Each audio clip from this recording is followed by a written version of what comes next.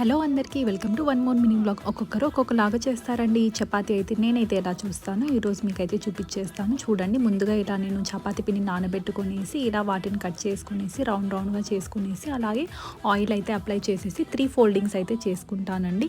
ఇలా అయితే నేను చేసుకుంటా. ఇందులోకి నేను కాంబినేషన్గా ఏం చేస్తున్నానంటే బీన్స్ అలాగే కొన్ని పొటాటోస్ ఉంటే వాటితో పళ్ళెంలాగా చేసేద్దామని చెప్పేసి చేసేస్తున్నాను. సో చూస్తున్నారు కదా, ఇవన్నీ వేసుకొనేసి ఇంగ్రీడియంట్స్ మొత్తం బాగా ఉడకబెట్టుకొనేసి వాటిలోకి సాల్ట్ అలాగే పసుపు ఇవన్నీ కూడా వేసేసుకున్నానండి. ఇవన్నీ వేసుకున్న తర్వాత అలాగే అందులోకి కారం పొడి, ధనియా పౌడర్ ఇవి మిక్స్ ఇచ్చేసిన తర్వాత ఇలా చపాతీలు అయితే ఇంకో పక్క ర్యాండమ్లీ తిక్కేసుకుంటున్నానండి. చపాతీలు అయితే కాల్ చేసుకున్నాను. ఇదన్నమాట మా డిన్నర్కి నేనైతే చేసుకున్నది. సో మీరేం చేసుకున్నారో నాకైతే కమెంట్ సెక్షన్లో కమెంట్ చేసేయండి గైస్. నా మినీ బ్లాగ్ కనుక మీ అందరికీ నచ్చినట్టయితే like, share and subscribe to Sai Singh vlogs and vlogs. ఇంకో మినీ బ్లాగ్లో మీ ముందుకైతే వచ్చేస్తా. Until then everyone, bye, take care, have a nice day.